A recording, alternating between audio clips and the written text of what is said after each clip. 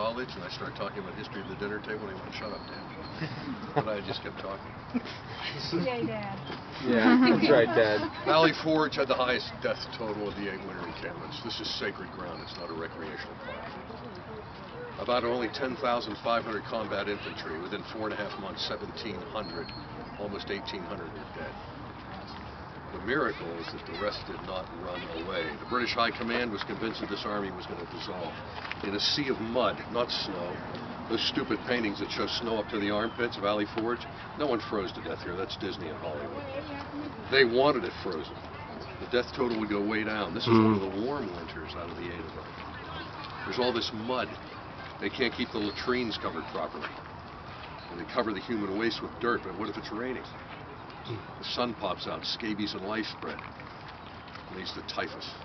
The 600 dead horses with all this rotting flesh, they wanted it frozen. They take the dead horses, they pile up the carcasses, torch them with animal fat to sanitize. They never dried out.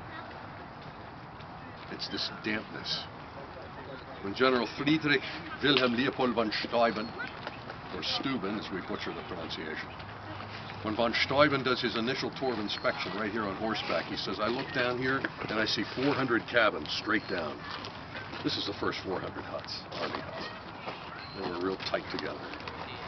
Virginia boys in here. 400 cabins straight down. He says, "I see green smoke belching out of the chimneys.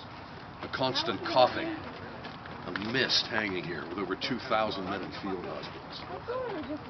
He rides back to Washington's headquarters. He says, "General, you have nothing to worry about. No European soldier would put up with these conditions." There was no bread shortage. They're baking 13,000 loaves of bread a day. The Great Valley behind you, it wasn't trees then, it was all grain. It's a steep hill. This is the firing platform for artillery.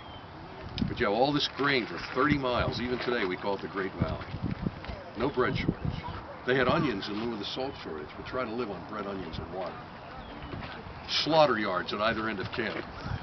They wanted flesh. That meant beef and pork. They're not getting it. Maybe lamb, fish, poultry. Fresh vegetables, dairy, forget it. That's a luxury. It went to field hospitals. Near mutiny conditions. Then the dysentery and pneumonia hit. Not a pleasant topic, is it? But they're good farm boys. They can build a good log cabin much better than we can. They understood how to build wooden fireplaces that did not burn down. They knew how to do it. We don't. When we sleep in these huts in the wintertime, they're just fine. The 2,000 Boy Scouts here in February, they're sleeping in tents. We get to sleep in a cabin. Last year, the 100th anniversary of the George Washington birthday pilgrimage for the Boy Scouts, it's the oldest annual event in the Boy Scouts of America. There were 6,000 of them here in the snow, in tents. Again, as park rangers, we're in a cabin. That's luxury. These soldiers had to be outside to survive. Now that's the bad news, high death total. Good news, while the army is languishing here, what world power jumps in on our side? France. Vive la France. Oui, monsieur. Parlez-vous français? Non plus. Yves Gilbert Joseph Mortier de Serre-du-Mont. We know him as the Marquis de Lafayette. Well, you remember Lafayette. Not personally, but... He might. Congressman. Part of my age. My young rangers try to pull that stuff. Lafayette. Congress has only awarded honorary American citizenship 5 times. He was #1. The hero of 2 revolutions. Much to say about him, but I won't bore you. You're going to want to shoot yourself if I do that. Captain Pierre Charles L'Enfant.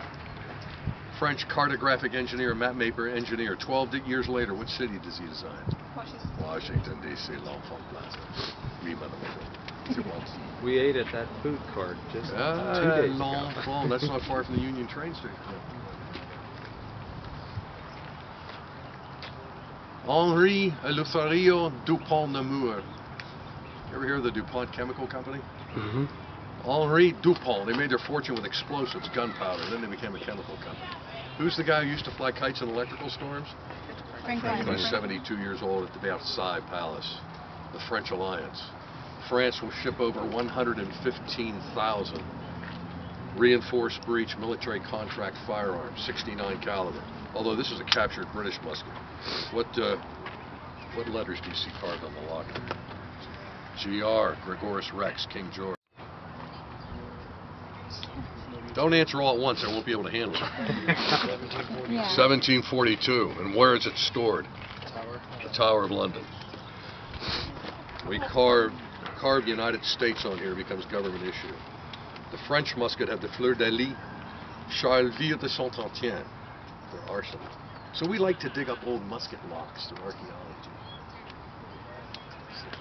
It's even more fun with the native peoples who were here 4,000 years ago, but you know. France to the rescue. So, high death rate, French alliance, and finally, mercifully for you, finally, I'm on the last point. Why everyone's heard about it. The arrival here of a former German officer. German, Prussia, not Russia, but old East Germany where they start the world wars. I can say that I'm half German.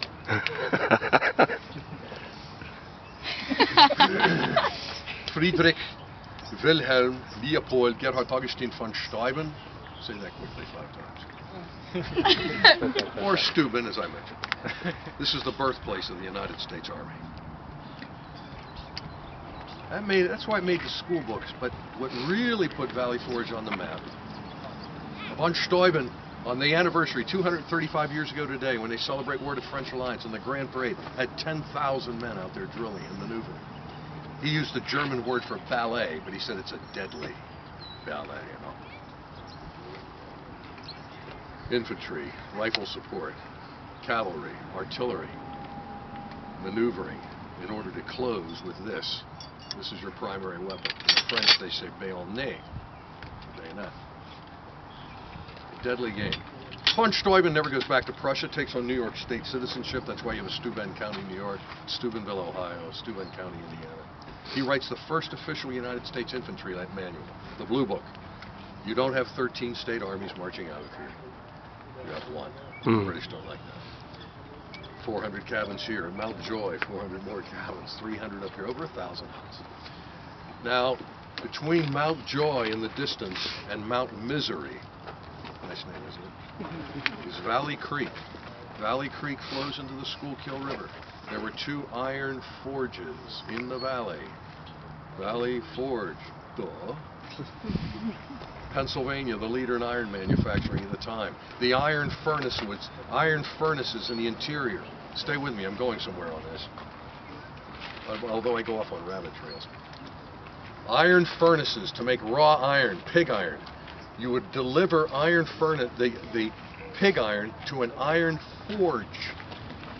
That raw iron goes through the fire again. And you set up the forge with the water wheels. It's got a camshaft, 350-pound trip hammer smacking the anvil, 8-foot-high canvas bellows injecting oxygen to make low-grade steel. Finished products. The symbolism jumps off at you here. Here's a raw army. Like, I've been furnace tested. It's raw iron, pig iron.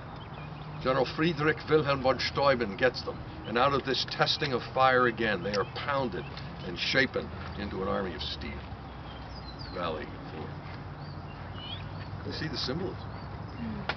And for 150 years, the great patriotic orations in this park, all of them used to quote an old Bible verse that every American used to know. Yea, though I walk through the valley. The shadow of death, I will fear no evil, for thou art with me. You see the power of that valley. General Washington said the most important soldier in the army is the brigade chaplain, the minister. They asked Washington at the end of the war, how do you explain this miracle defeating the British Empire with only 3 million people and down to nothing? He gave 3 reasons. He said there were more patriots than loyalists or Tories. More patriots. The British thought there were more loyalists than patriots. Second, the French alliance. The third reason he gave was very politically incorrect. He said whoever does not see the hand of divine providence in these proceedings is blind, absolutely blind. If you have a problem with that, you can take it up to the general.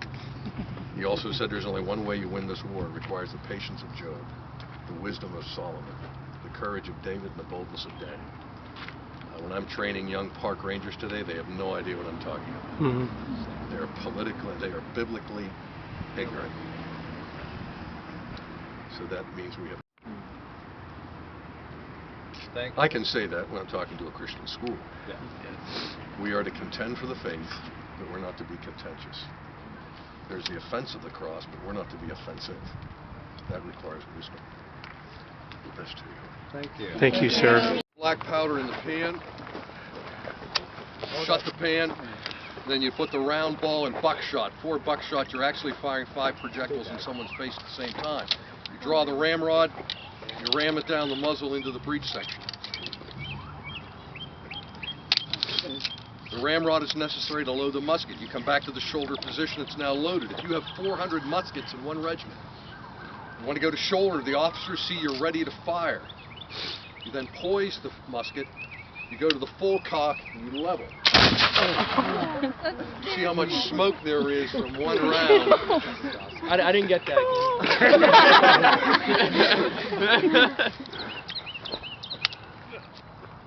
You didn't get it, huh? See how much dirt. Nothing like the taste of gunpowder in the afternoon.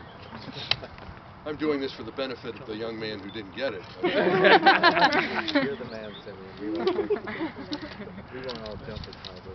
The British like to Things close after with French the War when they bayonet do getting at close school. before they would level with a devastating bayonet charge. So von Steuben did a lot of bayonet training. Whenever you lowered a fire, they would use graze shot or skip shot along the ground out to about 250 yards.